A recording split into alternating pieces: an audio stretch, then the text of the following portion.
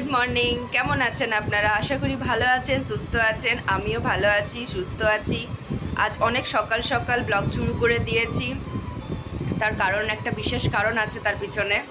এখন ঘড়ির কাঁটায় বাজে 6:15 আর আমার স্নান হয়ে গেছে, আমি রেডি হয়ে গেছি। ঈশা উঠে গেছে, মা ডিউটি চলে গেছে। আর এখন ঈশাকে আমি খাওয়াতে বসিয়েছি। এরপর ঈশাকে রেডি করব। অ্যাকচুয়ালি ওর স্কুলে নবরাত্রি সেলিব্রেশন আছে আজকে, তার জন্য ঈশা মা দুর্গা হয়েছে। তাই ওকে এখন রেডি করব, তাই ঝটপট খাইয়ে নিচ্ছি। আজ স্কুল লেটে আছে, কিন্তু আমাকে ওকে সাজাতে গেলে একটু টাইম লাগবে। তারপরে বাড়ির সমস্ত কাজ একটু গুছিয়েই যাব, কেন কি যেহেতু দেরি করে স্কুলে যাচ্ছি, আমার হয়তো একটু আসতেও দেরি হবে, তাই জন্যে। তো চলুন আজকে একটা নতুন দিনে নতুন ব্লগ নিয়ে আবার আপনাদের সঙ্গে কন্টিনিউ করি। যদি ভালো লাগে আমার ব্লগটা, তাহলে অবশ্যই চ্যানেলটাকে লাইক শেয়ার সাবস্ক্রাইব করবেন আর কমেন্টের মাধ্যমে জানাবেন যে কেমন লাগলো। আর দেখুন তো চিনতে পারছেন কিনা, এই যে আজকে ঈশা দুর্গা সেজেছে।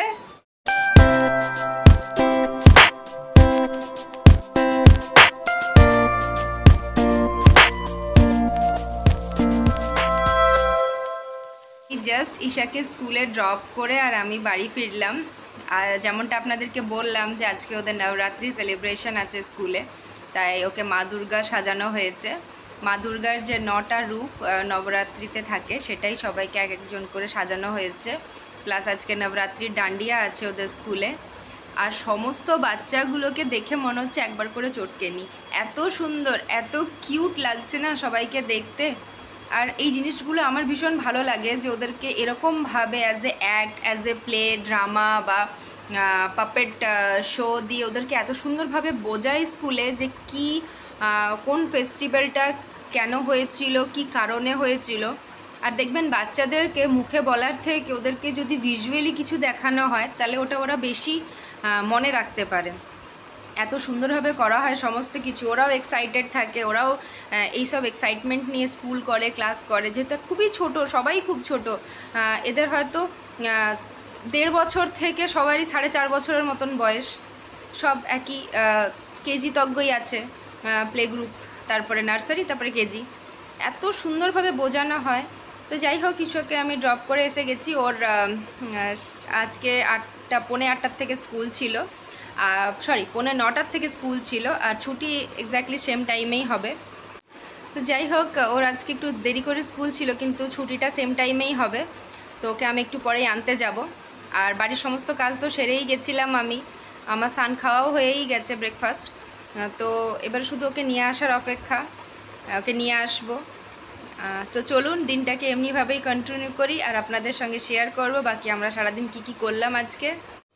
এবার দেখাই একটা জিনিস, ওই যে সামনে প্যান্ডেল, ওটা আমাদের পাড়ার দুর্গাপুজো। আজ অনেক দিন পরে আমাদের ছাদে আসা। পা ভেঙে যাওয়ার পর বলতে পারেন ভয়েই আর ছাদে আসিনি। আজ অনেক কাপড় ছিল, সেগুলো শুকোতে দেওয়ার জন্যে লুকিয়ে লুকিয়ে আবার মাকে না বলে চলে এসেছি। যাই হোক, কাপড় এখন শুকোতে দেওয়া হয়ে গেছে। চলুন ছটপট নিচে যাই আর ঈশাকে নিয়ে আসি স্কুল থেকে।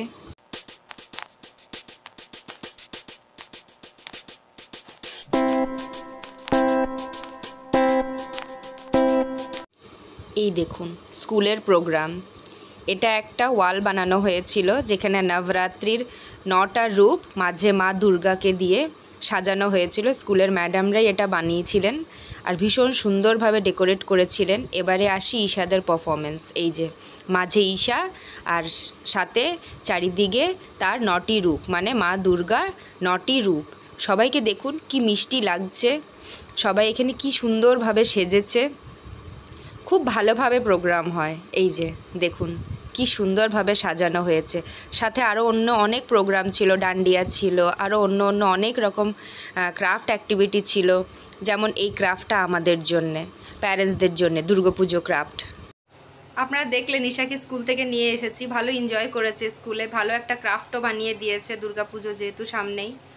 আর ওকে তারপর সানটান করিয়ে এই জাস্ট আমি আর ও দুজন মিলে লাঞ্চ করে উঠলাম। ওকে আগে খাইয়ে দিয়েছিলাম, তারপরে একটু খেলনা দিয়ে দিয়েছিলাম যে তুই খেল, আমি যাই একটু খেয়ে নিয়ে আমিও খেলাম। খাওয়া দাওয়া করে বাকি যা কাজ ছিল সেগুলো সব কমপ্লিট করে আর আসলাম, একটু বসেছি।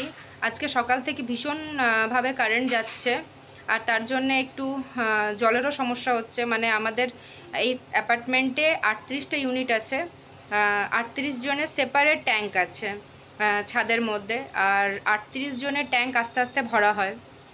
তো এতবার করে কারেন্ট যাচ্ছে যে জলের সমস্যা হয়ে দাঁড়িয়েছে, আমাদেরও জল প্রায় শেষের দিকে। তো যাই হোক, প্লাস আজকে ওয়েদারটাও খুব একটা ভালো নেই, ভীষণ গরম করেছে আজকে। কখনো মেঘ হচ্ছে, কখনো আবার আজকে প্রচণ্ড কড়া রোদ উঠছে, একটা মানে মেঘলা মেঘলা বিচ্ছিরি টাইপের একটা ওয়েদার। তো যাই হোক, এখন ঈশা খেলছে, এবারে ঈশাকে ঘুম পাড়িয়ে দিই, মাও এখনও আসেনি। আর ঈশাকে ঘুম পাড়িয়ে দিই, তারপরে মা আসলে আমি একটু রেস্ট নেব, তারপরে বিকেলে এবার একটু বেরোবো, একটু পার্লার যাব, পুজো সামনে চলে এসেছে। আর তারপর যাব আবার শুক্লাদিদের বাড়ি, যে জিনিসপত্রগুলো দিয়েছিলাম বানাতে সেগুলো কমপ্লিট হয়ে গেছে, শুক্লাদি ফোন করেছিল। আর আমি বললাম না তোমাকে আসতে হবে না, কারণ কি এখন আসা মানে শুক্লাদির আরও অনেক মানে স্টিচিং আরও অনেকজন দিয়েছে, তাদেরও বানাচ্ছে। তো আমাদের এখানে আসা মানে আর একটু টাইম নষ্ট হবে, তারপরে অনেক বাড়ির কাজ থাকে। তাই আমি বললাম ঠিক আছে, আমি আজকে বেরোবো, আমি নিয়ে চলে আসবো তোমাদের বাড়ির থেকে। আর কাল আর পরশু তো ঈশার ছুটি, উইকেন্ড শুরু হয়ে যাচ্ছে, তাই আজকে একটু বেশিই মজা। তারপর আজকে সেলিব্রেশনও হয়েছে, তাই এখন বলেছে আমি ঘুমাবো না, তবে ওকে একটু ঘুম পাড়াবো জাস্ট, না তো রাত্রে আর দেরি করে ঘুমালে রাত্রে আবার দেরি হবে। তো চলুন, আবার বিকেলে দেখা হচ্ছে।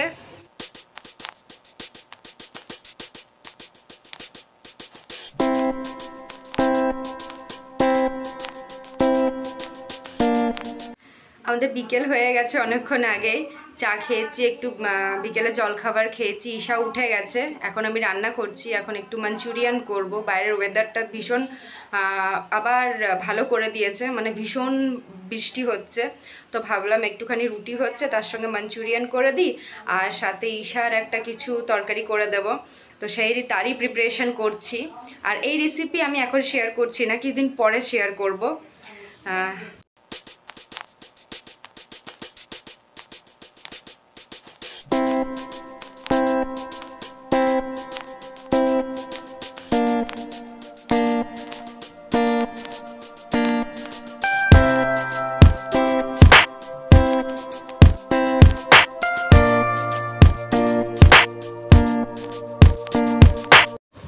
তো আমাদের রাতের ডিনার কমপ্লিট হয়ে গেছে, আর এবারে ঘুমিয়ে যাওয়ার পালা।